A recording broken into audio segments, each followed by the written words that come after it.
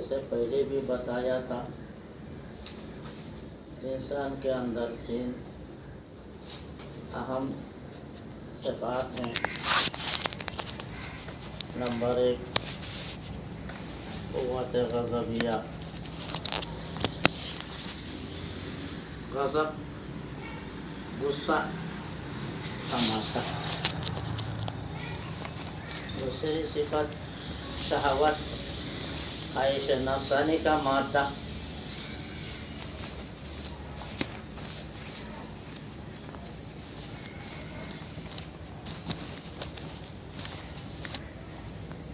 تیسری صفت عقلیہ عادلہ، ان دونوں کو اعتدال کے ساتھ استعمال کرنے کا مادہ۔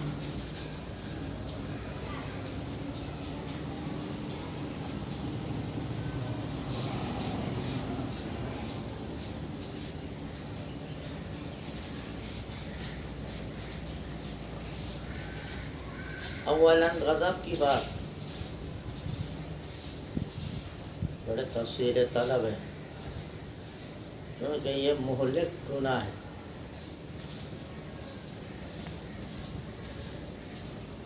علماء نے اس کو مہلکات، موبقات میں شمار کیا ہے۔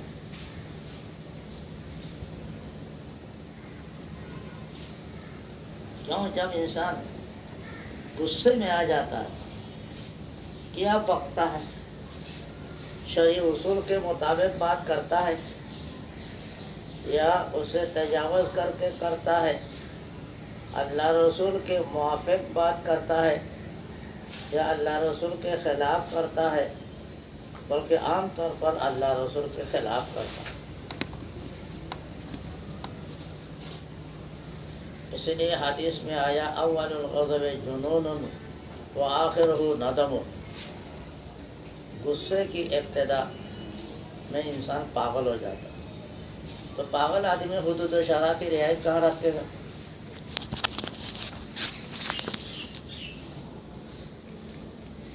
بلکہ زبان سے کلمہ کفریہ بھی نکالتا ہے، اور بیوی کے طلاق جیسے مبغوض کلمہ وہ بھی نکالتا۔ پھر بعد میں خود ہی سوال کرتا ہے، میں نے غصے کے انتہا میں جا کر طلاق دیا تھا، یہ طلاق واقع ہو گئی یا نہیں؟ یہ غصے میں ہی چلتا ہے تو لوگ کہیں تو جواب دیا جاتا ہے، بھائی طلاق تو غصے میں ہی دیا جاتا ہے، خوشی میں کہاں دیا جاتا ہے؟ طلاق ہو جاتی ہے، پھر پچھتاتا ہے، پچھتا کر یا کچھ دنوں کے بعد غلط بات ہی اختیار کرتا کہ میں نے نہیں طلاق ہی نہیں دیا۔ آپ پوری زندگی حرام کاری میں گزارا ہے، یا 3 طلاق کو 1 طلاق کرنے کی کسی باطل فرقے کے پاس جا کر صورت کرتا ہے، تو یہ بھی جہنم کی ایندھن ہے، جہنم کی میں جانے کا سبب ہے، اپنے اولاد کے نسب خاندان کو برباد کرنے کا ذریعہ ہے۔ تو غصے سے اور گھر بار تباہ برباد ہو جاتا ہے۔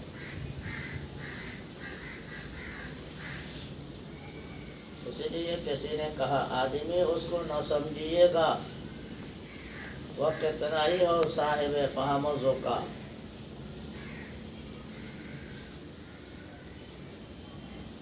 جیسے عائشہ میں خوف یاد خدا نہ رہی اور عائشہ میں خوف خدا نہ رہا، جیسے عائشہ میں یاد خدا نہ رہی اور عائشہ میں خوف خدا نہ رہا،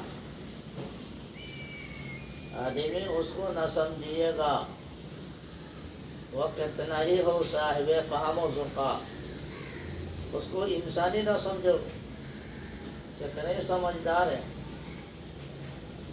جتنا بھی اہل علم ہے، جیسے زندگی میں اللہ کی یاد نہ رہے اور غصے میں اللہ کا خوف باقی نہ رہے. کیوں؟ اس لیے انسان خلاف شرع معاملہ کرتا ہے. اللہ تعالیٰ حفاظت فرمائے. کلمہ کفریہ نعوذ باللہ تب جب استعمال کرے گا تو اللہ تعالیٰ کیسے برداشت کرے گا؟ تکاد السماوات یتفطرن منہ وتنشق الارض وتخر الجبال حتی، قریب ہے کہ آسمان پھٹ جا، قریب ہے زمین شق ہو جا، قریب ہے پہاڑ اپنی جگہ سے ٹل جا، کہ وہ زبان سے ایسی باتیں نکالتا ہے جو یہ مخلوق، بڑے بڑے مخلوق بھی برداشت نہیں کر سکتا، تو اللہ کیسے برداشت کرے گا؟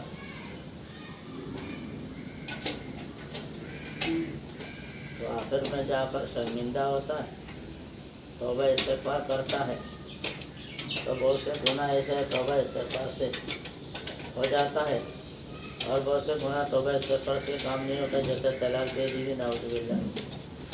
توبہ استغفار کرنے سے طلاق رفع ختم تو نہیں ہوتی.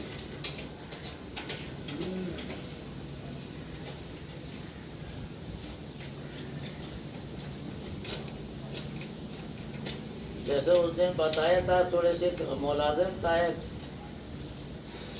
بیوی کو روٹی لانے کے لیے کہا صبح ناشتہ کی، بہت دیر ہو گئی ملازمت کی، تو غصے میں آ کر اس نے برتن جو سامنے تھا پھینکا، جا کر شیشے کے الماری میں گرا، تو شیشے کے الماری کا شیشہ ٹوٹ گیا، وہاں جا کر بیوی کے چہرے پر لگ گیا اور ناک زخمی ہو گیا. اللہ تعالیٰ نے آنکھوں کی حفاظت فرما دی.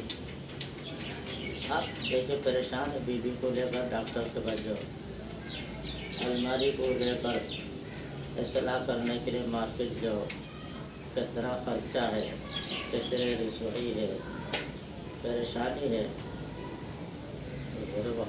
غضب میں ندب ہو، تو آخر غضب غصہ کے آخری حصہ پریشانی ہوتی ہے، ندامت ہوتی ہے. اس لیے قوت عقلیہ کے ذریعے سے اسے غضب کو صحیح استعمال کرنے کی کوشش کرنا چاہیے. کہ دشمن پر اس کو استعمال کرے،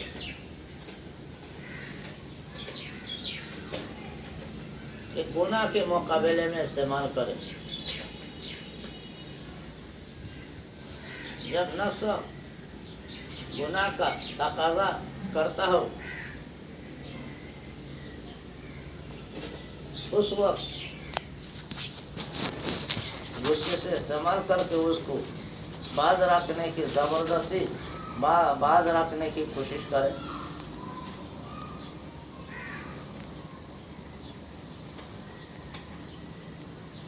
جیسے کہ بچہ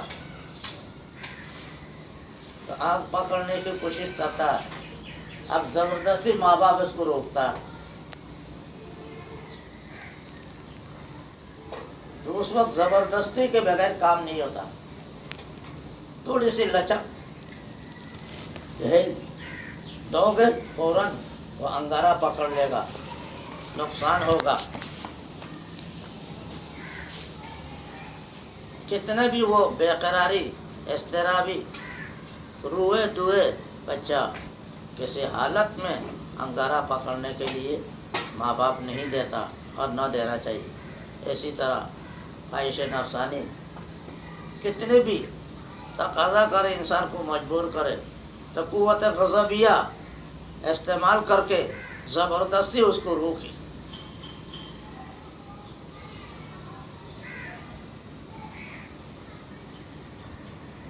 اور نفس کے تقاضا روئے گا، نفس میں تکلیف ہوگی، جیسے بچے کو تکلیف محسوس کرے گا، ماں باپ مجھے آنکھ پکڑنے کیوں نہیں دے رہا، یا چاقو رکھا ہوا ہے، تلوار پکڑنا چاہتا ہے، پکڑنے نہیں دے گا، اور اس کو تکلیف ہو رہی ہے. ایک تکلیف ہونے دو، لیکن پھر بھی پکڑنے نہ دو. اسی طرح خواہش نفسانی انسان کو جہنم میں لے جانے، اللہ کے غضب و عذاب کے مستحق بنانے کی کوشش کر رہا، تو غضب آ کر، غصے آ کر زبردستی سے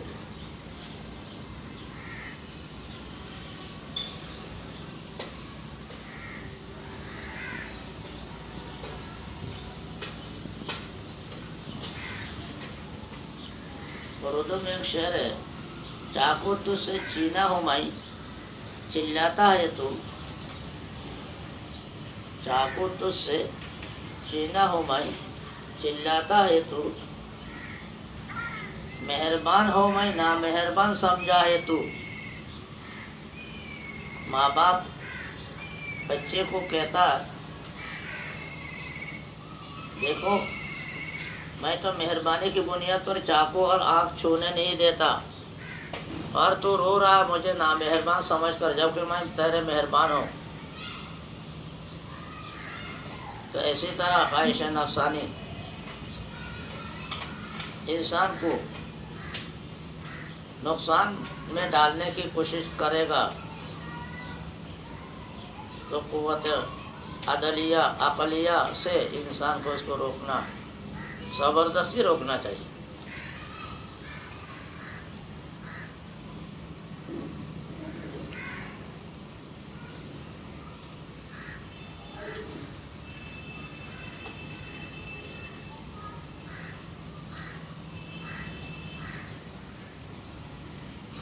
حدیث میں کچھ طریقہ غصے کو کم کرنے کا بتایا گیا۔ نمبر 1 کہ وہاں سے چلے جاؤ، جس کو دیکھ کر غصہ آ رہا وہاں سے ہٹ جاؤ تم۔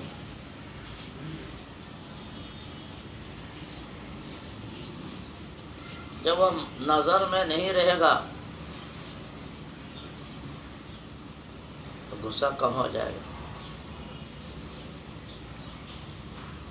اسی طرح خواہش نفسانی انسان کو آمادہ کر رہی ہے، جس جگہ میں ہوتے ہوئے خواہش نفسانی انسان کو مجبور کر رہی ہے، وہاں سے ہٹ جاؤ، فوراً اس جگہ سے نکل جاؤ، دوسری جگہ جاؤ، یا تنہائی میں ہے دوسرے کے پاس مل جاؤ۔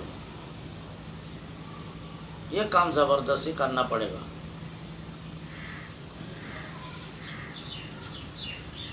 اور غصے کو کم کرنے کے دوسرے علاج ایک ہے ٹھنڈا پانی پیو۔ غصہ آنکھ سے پیدا ہوتا ہے شیطان کی طرف سے، اور شیطان آنکھ کی پیدائش ہے۔ اس کو ٹھنڈا کرنے کی صورت ہے کہ ٹھنڈا پانی ڈال دو، لہذا پانی پیو۔ اس لیے تم نے اندازہ نہیں کیا ہوگا، غصے والا پانی نہیں پیتا کہ بھائی پانی پی لے، پانی پینے نہیں، طبیعت پانی سے متنفر ہوگی، نفرت کرے گی۔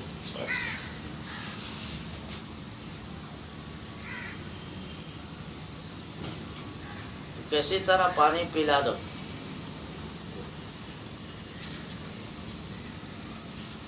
یا مٹی میں لیٹ جاؤ یا بیٹھ جاؤ، مٹی بھی ٹھنڈی چیز ہے، صبر تحمل کرنے کا مرکز ہے۔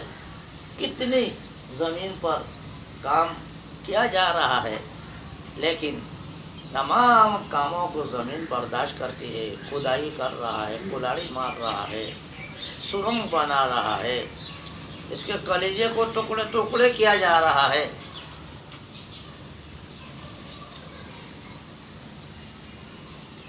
مگر یہ برداشت کر رہا ہے۔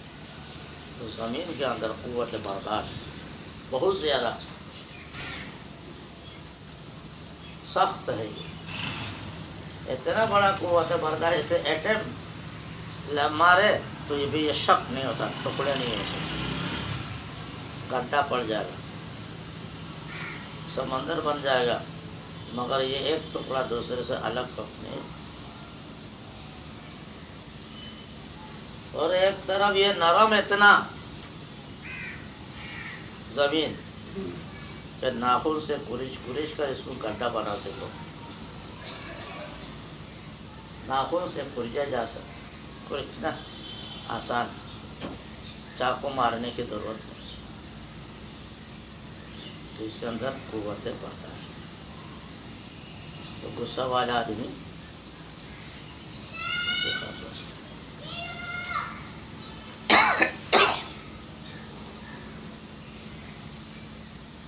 غصے کے مادے کو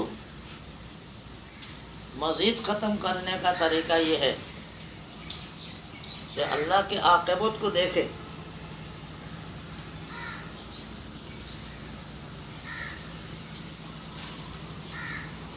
کہ غصہ کر کے یہ کسی پر آنکھ برسا رہا ہے، لیکن اللہ تعالیٰ اگر اس کو مواخذہ میں پکڑے تو کیا کرے گا؟ تم اپنے ماتحت پر قابو پانے کی وجہ سے خراب صفت استعمال کر رہے ہو، تم کتنے نافرمان ہو اللہ کے حکم عدولی کرتے ہو، اگر اللہ تعالیٰ اس میں اخذ مواخذہ کرے تمہارا کیا بنے گا؟ لہذا اپنے مافوق کو دیکھ کر اپنے ماتحت پر غصہ جاری نہیں کرے گا، جب اپنے مافوق کو دیکھا انجام کو دیکھے گا۔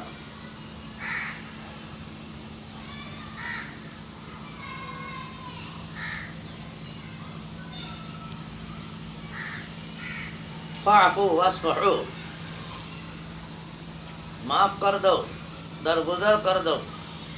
الا تحبون یغفر اللہ لکم، کیا تم نہیں چاہتے اللہ تمہیں معاف کرے؟ اگر چاہتے ہو تم اللہ تم کو معاف کرے تو تم کس کو معاف کر دو، اپنے غصے میں لے کر اس کو استعمال نہ کرو۔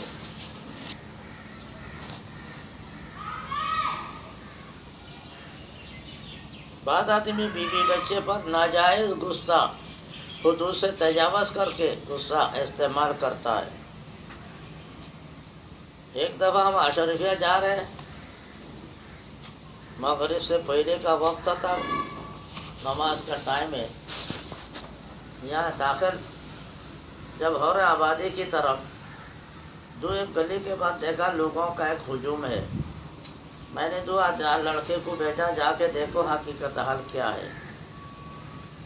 انہوں نے آ کر بتایا کہ باپ نے بیٹے کو الٹا لٹکایا اور سزا دے رہا۔ تو الٹا لٹکانا، سزا دینا اتنا سخت اولاد کو، یہ تو کسی طرح درست نہیں، یہ تو ظلم۔ بچے کی اصلاح کے لیے مارنا درست نہیں، جائز نہیں شرعاً۔ اس لیے حدیث دارالعلوم میں ضابطہ ہے کہ بچے کو مارا نہیں جا سکتا، مارے بغیر پڑھا سکتے تو پڑھو، ورنہ چل۔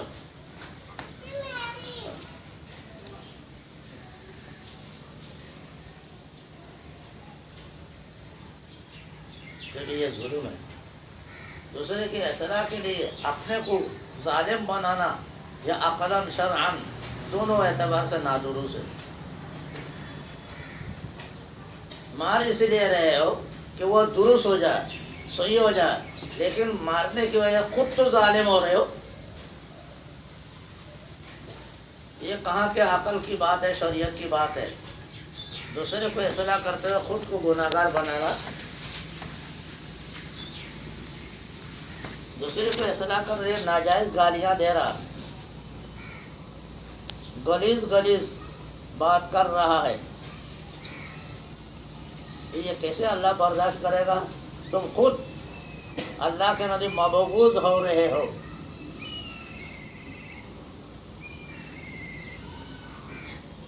جیسے کسی نے کہا،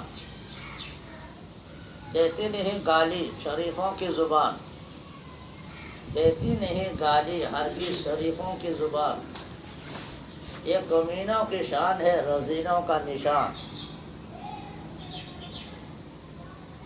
دیتی نہیں گالی شریفوں کی ہرگز شریفوں کی زبان، یہ کمینوں کی شان ہے، رذیلوں کا نشان۔ کمینہ بن رہے ہو، ذلیل ہو رہے ہو خدا کے نزدیک، یہ کیا خاک اصلاح ہے؟ اس کے بغیر جتنا کر سے کرو تم اسی کے مکلف ہو۔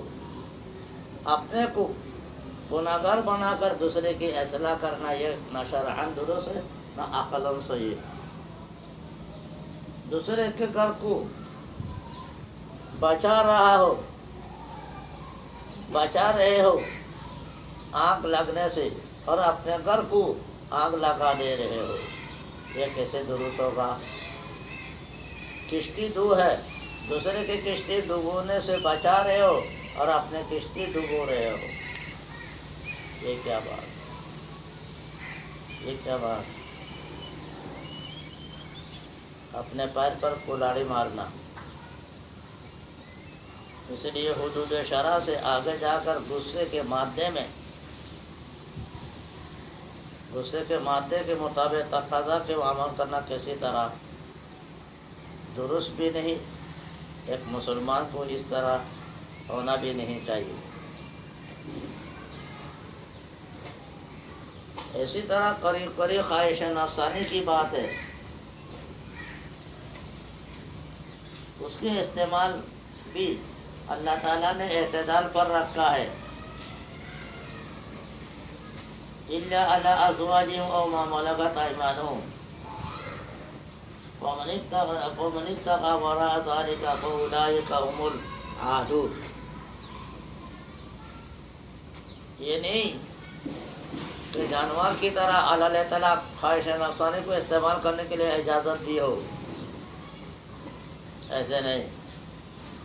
جانور کھانے کی بھی مکلف نہیں، اپنے مالک کی کھیتی سے کھائے، دوسرے کے کھیتی سے نہ کھائے، یہ مکلف نہیں، گناہگار نہیں ہوگا۔ مگر انسان مکلف ہے کھانے پینے میں بھی اور خواہش نفسانی استعمال کرنے میں بھی۔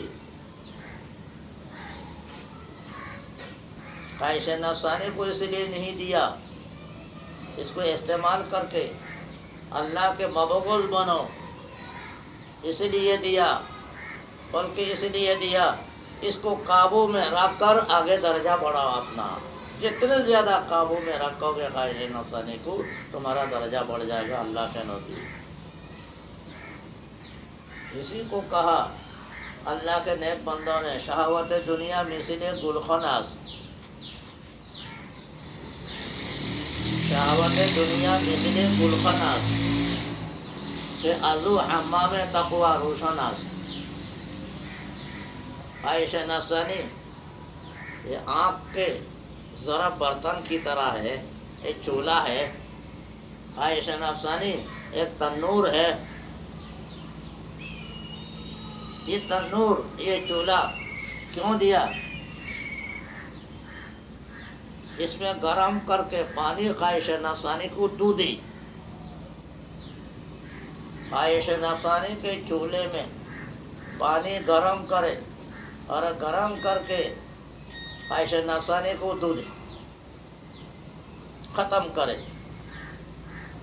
تو خواہش نفسانی مثل تنور چولہا کے ہیں، وہ اس لیے نہیں اس کو جلاؤ بے فائدہ جلاؤ، بے فائدہ استعمال کرو، تو اللہ نے اس لیے دیا اس میں پانی گرم کر کے خواہش نفسانی کو غسل دو اور صاف شفاف کر لو تاکہ تمہارا درجہ بڑھ جائے گا۔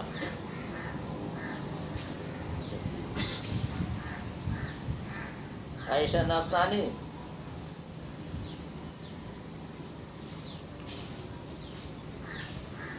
گاڑی کے گیئر لگانے کی طرح ہے، گیئر لگا کر اس کو روکو، تیز رفتاری میں حدود کو تجاوز نہ کرو۔ بلا شبہ تیز رفتاری سے گاڑی چلاؤ جب راستہ صاف ہو، لیکن جب ممنوع حد آ جائے فوراً روک لو۔ ممنوع حد کیا ہے؟ لال بتی، کتنے تیز رفتاری سے جا رہا ہو گاڑی لے کر، لیکن جب لال بتی آ گیا چورنگی میں فوراً رک جانا. کچھ خطوط رکھے ہوئے تھے، خط کے باہر جاؤ گا فوراً چلا، فوراً گاڑی ضبط. اسی طرح خواہش نفسانی کو صحیح جگہ مل جائے استعمال ہو، لیکن جب دیکھے ناجائز مقام ہے لال بتی، یہ ناجائز مقام کی علامت ہے، جہنم کی علامت ہے. یہ لال بتی جب نظر آ جائے غیر موقع تو روک لو، روکو، ضبط کرو. آخرت کو دیکھ کر، انجام کو دیکھ کر نہیں روکیں گے. یہاں گاڑی چالان ہو جائے گی، حکومت ضبط کرے گا، تم بھی خواہش نفسانی کو نہیں روکو گے، تمہاری زندگی ضبط ہو جائے گی، زندگی برباد. ایسے آدمی کی زندگی برباد، صحت برباد، خیالات برباد، اس کے کمالات برباد، اس کے علم برباد، اس کے عمل برباد، اس کے نظریہ برباد، زندگی برباد، تباہ، جو خواہش نفسانی کے پیچھے پڑا. جیسے اللہ تعالیٰ نے فرمایا اِلَّا فَخَلَفَ مِن بَعْدِهِمْ خَلْفٌ أَضَاعُوا الصَّلَاةَ وَاتَّبَعُوا الشَّهَوَاتِ فَسَوْفَ يَلْقَوْنَ غَيًّا. ایسے آدمی نماز کو بھی صحیح نہیں پڑھے گا، خواہش نفسانی میں چلے گا، انجام کار کے اعتبار سے جہنم کا مستحق بنے گا. اور اگر غلطی انسان کوئی فرشتہ نہیں، اتفاق سے اگر شہوت کا استعمال ہو گیا غلط تو توبہ کر لے. إِلَّا مَنْ تَابَ وَآمَنَ وَعَمِلَ صَالِحًا. توبہ کر کے عمل صالح بھی کرے، 2 رکعت نماز پڑھے. اس لیے کہہ دیا جاتا ہے 2 رکعت نماز پڑھو توبہ کی، لیکن توبہ میں 2 رکعت نماز نہیں. تم نے سنا ہوگا کتابوں میں توبہ 3 چیزوں کا نام ہے: کیے ہوئے کام پر ندامت، انجام نہ کرنے کے لیے عزمت، اور گناہ کو فوراً ترک جتنا بھی ہو سکے. جب ترک کر لیا، ندامت آ گئی، نہ کرنے کی عزمت آ گئی، شرائط توبہ پائی گئی، قبول. وہ تو نماز کہاں، مگر بزرگوں نے کہا 2 رکعت نماز بھی پڑھو توبہ کی. کیوں؟ اس لیے کہ نماز سے شیطان کو اذیت ہوتی ہے.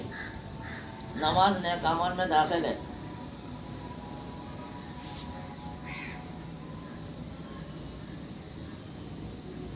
اللہ تعالیٰ اس کے مطابق عمل کی توفیق عطا فرمائے. اب آسان ہو رہی ہے، اللہ پاک میں اس سے